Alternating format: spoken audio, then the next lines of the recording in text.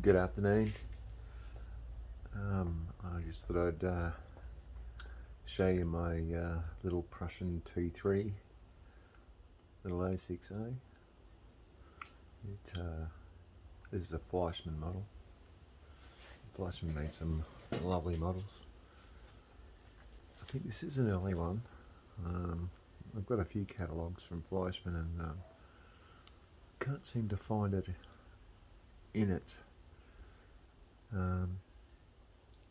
So I'm assuming that this must have been in the late 50s, early 60s, and by having a little, it's just got a slight bend in the body.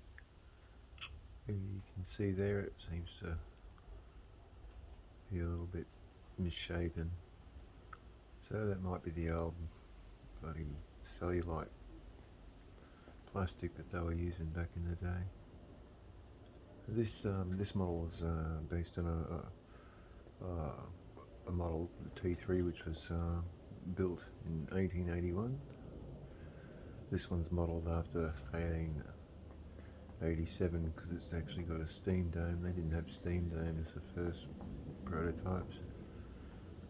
This one has, and I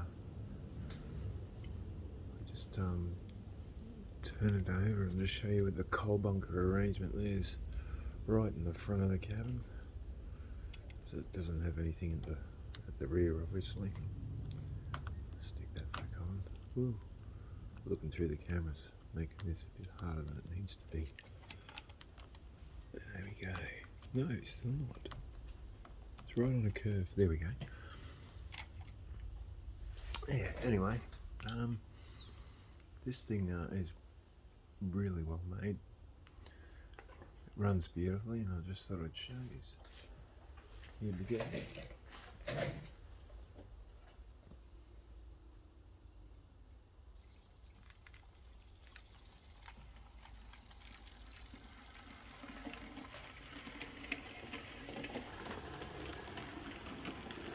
Notice the headlights on the front.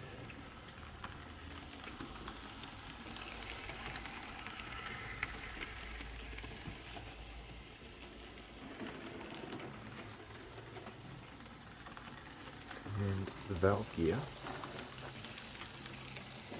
is known as Husinger. I hope I got that name right. Husinger valve gear.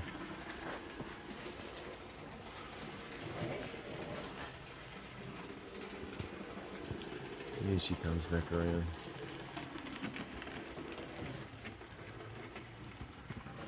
I'll tell you, Bachmann really made some nice quality engines back in the day. The only reason why I have these is because they are very cheap. I don't know, like I always kind of thought that Bachmann was highly sought after and valued, but these things you kind of pick them up for like 50-60 bucks, which is really, that's quite cheap.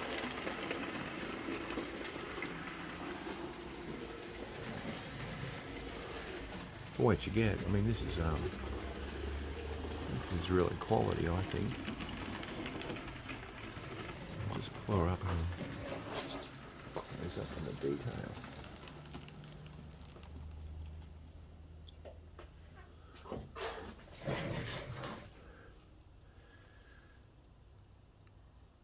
You've got separately applied handrails there, the bell. Granted, they are plastic valve whistles and pressure valves, but the detail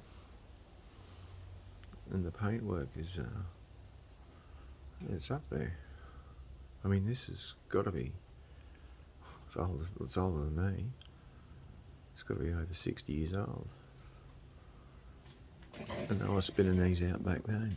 I don't think Hornby were anywhere near that, or Trying weren't anywhere near this level of detail when back in that era.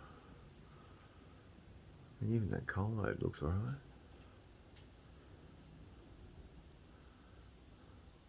It's very nice. While I've got you here, I'll just show you this other one here. It's this is a BR 97.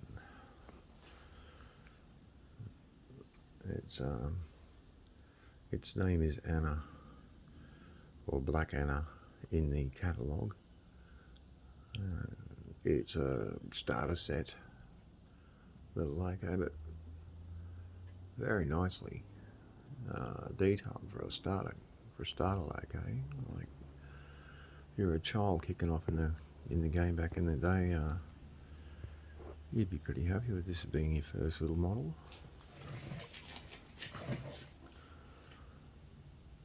Spin you around, show you the rear. Granted, there's not much separately applied detail to this loco, but it is pretty tiny.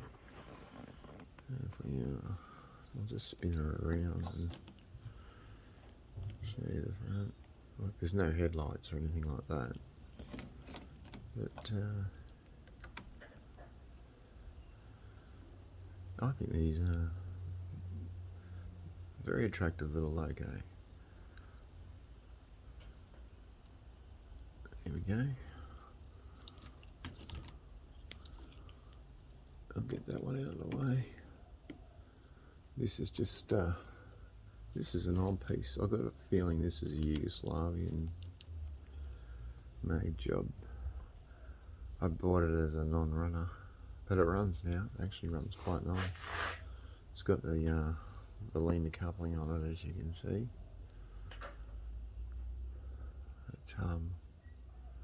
It's missing its chimney, and there's a fitting missing off the roof, which I've taken a photo of. I'm just going to have to make one. But this would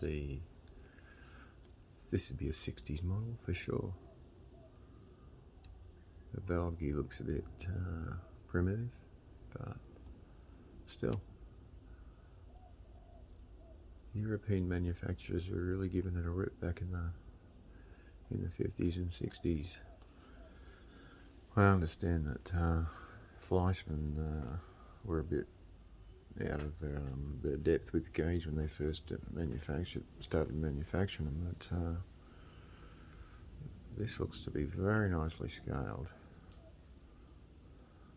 Anyway, I'll get this thing out of the way. And, we'll finish off with a lap.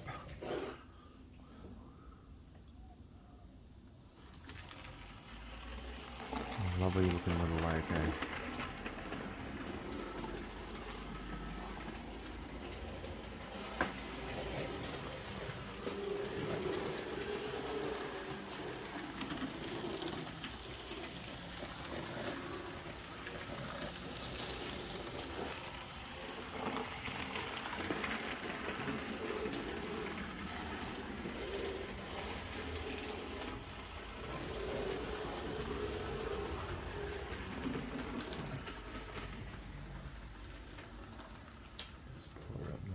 Slow.